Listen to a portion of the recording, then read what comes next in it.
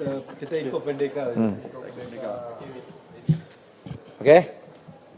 Ya, Assalamualaikum warahmatullahi taala wabarakatuh. Salam sejahtera, salam Malaysia Madani. Hari ini saya Muhammad Sani Hamzan ahli Parlimen Hulu Langat bersama dengan teman-teman dan juga sahabat-sahabat kami daripada Pakatan Harapan dan juga daripada Kerajaan Perpaduan.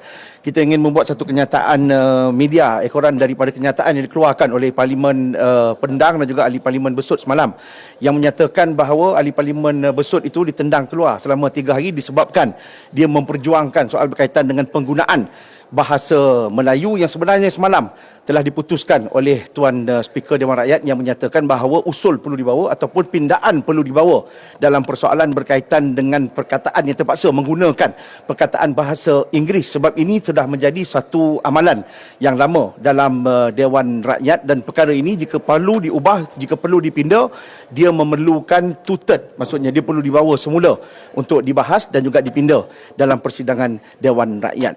Isunya semalam adalah isu apabila Yang Berhormat Ahli Parlimen Besut tidak mematuhi, tidak patuh kepada arahan yang telah dikeluarkan oleh Yang Berhormat Tuan Speaker yang menyebabkan beliau Ahli Parlimen Besut telah dihalau keluar selama 3 hari semalam dalam persidangan Dewan Rakyat. Di sini kita nak menyatakan dengan jelas bahawa kita atas nama Pakatan Harapan dan juga Kerajaan Perpaduan, kita menyanjung tinggi soal berkaitan dengan perlembagaan negara yang menyebut soal berkaitan dengan Islam sebagai agama rasmi negara.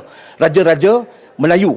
Yang ketiganya soal berkaitan dengan kedudukan, keistimewaan orang Melayu dan juga bumi putera yang terdapat dalam negara kita dan juga penggunaan bahasa Melayu sebagai bahasa rasmi. Kita nak sebutkan bahasa Melayu sebagai bahasa rasmi. Saya sebutkan sekali lagi bahasa Melayu sebagai bahasa rasmi negara kita. Atas semangat Pakatan Harapan dan juga atas semangat Kerajaan Perpaduan, kita nak menyatakan bahawa kita akan mempertahankan, kita akan mengekalkan soal berkaitan dengan perlembagaan negara Malaysia yang tercinta ini. Sebab itu kita nak menyebutkan kepada teman-teman dan juga pimpinan-pimpinan daripada parti-parti politik pembangkang, jangan cuba menangguk di air yang keruh. Jangan cuba untuk menaburkan fitnah. Jangan cuba untuk memutabelitkan kenyataan yang mereka sendiri tahu. Dan kita tahu ini adalah merupakan satu helah yang cuba dilakukan oleh teman-teman dan juga sahabat-sahabat daripada parti pembangkang untuk mereka meraih publicity, murahan ekoran daripada tindakan speaker semalam yang telah menghalau seorang ahli parlimen daripada Perikatan Nasional, iaitu Yang Berhormat daripada Besut yang tidak mematuhi, yang engkar, yang melawan arahan yang telah dikeluarkan oleh Yang Berhormat Tuan Speaker. Mungkin kalau ada kata ada teman-teman lain nak sambung, sila. Baik, terima kasih. Jadi di sini ingin saya tekankan senario yang berlaku di dalam Dewan pada semalam, yang mana Besut berkali-kali bangun dan mendapat arahan daripada speaker untuk duduk. Namun begitu, Besut mengendahkan arahan tersebut. Dan kalau kita lihat pada aturan mesyuarat 37.1, bagaimana Besut berkali-kali mengendahkan arahan tersebut. Kemudian Tuan Speaker menggunakan 44.1 dan pada akhirnya 44.2 yang mengatakan bahawa pengerusi hendaklah memerintah mana-mana ahli yang berkelakuan tidak senonoh atau melakukan perbuatan yang menghina majlis mesyuarat atau terus tidak mengendahkan kuasa pengerusi keluar dari majlis mesyuarat bagi tempoh tidak melebihi 10 hari dan ahli tersebut hendaklah dengan serta-merta keluar dari majlis mesyuarat. Jadi sidang media yang dilakukan oleh Yang Berhormat Pendang dan juga Besut jelas sekali mengelirukan, bukan sahaja mengelirukan Dewan tetapi mengelirukan seluruh rakyat Malaysia.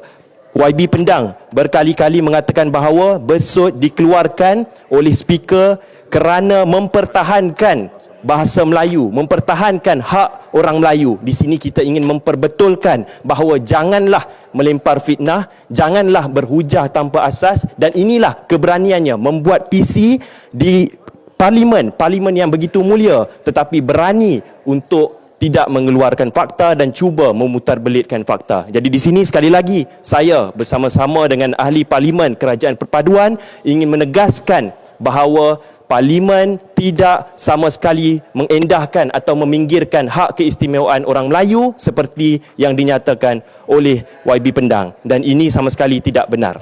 Sekian. Terima kasih. Dan bukti video TikTok. Kita ada video. Saya akan tunjukkan video tersebut. Kerana saya cuba dan juga bahasa Inggeris. Kenapa lagi dua hanya bahasa Inggeris? Ini yang kita pertikaikan. Sebab undang-undang ini melibatkan rakyat. Bukan semua rakyat yang faham bahasa Inggeris. Jadi ini kita tak nak berlaku satu intimidate ataupun discriminate kepada rakyat negara kita. Saya rasa satu perjuangan, satu pengorbanan yang besar oleh Yang Berhormat Besut. Dia diambil tindakan kerana mempertahankan bahasa Melayu yang menjadi majoriti bangsa Melayu yang ada dalam negara ini sebagai bangsa yang dominan. Jadi saya ucap tahniahlah kepada Besut kerana diambil tindakan kerana mempertahankan bahasa Melayu. Ini satu kita tak tahulah, mungkin kerajaan PH ini tidak mahu kepada bahasa Melayu. Saya bimbang kalau hari ini kita tak bangkitkan isu ini, di masa hadapan kemungkinan mana-mana pihak yang nak menjadi calon members of parliament dengan izin ataupun calon wakil rakyat di Dewan Rakyat, kalau tidak boleh berbahasa Inggeris, tidak boleh menjadi calon. Kalau ini menjadi satu amalan. Thank you lah. Okey. Okey. Okey, saya nak jelaskan sebab daripada semalam saya tengok polemik tentang penggunaan teks bahasa Inggeris dalam kedua rang undang-undang tersebut. Saya nak jelaskan kat sini supaya tidak ada kekeliruan lagi. Teks rasmi, authoritative text untuk kanun keseksaan dan juga kanun acara jenayah itu atau CPC, Criminal Procedure Code, adalah dalam bahasa Inggeris. Jadi sebab itu pindaan yang dibuat adalah pada teks bahasa Inggeris. Tapi kalau kita tengok rang undang-undang yang diletakkan atas meja kita dan dibacakan adalah rang undang-undang dalam bahasa Melayu.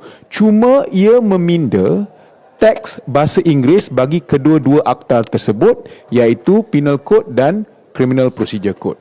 Ini dibuat pada tahun ini dan juga perkara yang sama telah dibuat oleh Kerajaan Perikatan Nasional, yang mana timbalan menteri daripada Perikatan Nasional, YB Masjid Tanah, juga membuat perkara yang sama. Jadi sebenarnya ini tidak menjadi isu langsung, tetapi pembangkang kita sengaja menggunakan ini. Kononnya kerajaan madani ini tidak mendukung perkara 152 Perlembagaan Persekutuan. Saya rasa ini satu polemik yang amat membahayakan. Menggunakan polemik seperti ini untuk konten dalam TikTok.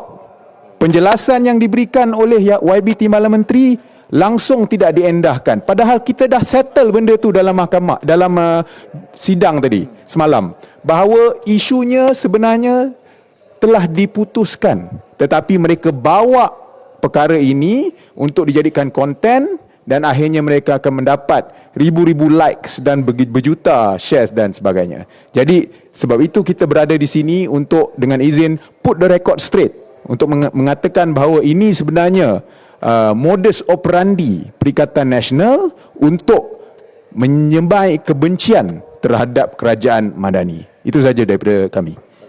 Ada soalan? Tak ada? Okey, terima kasih. Terima kasih. Terima kasih. Thank you. Steady.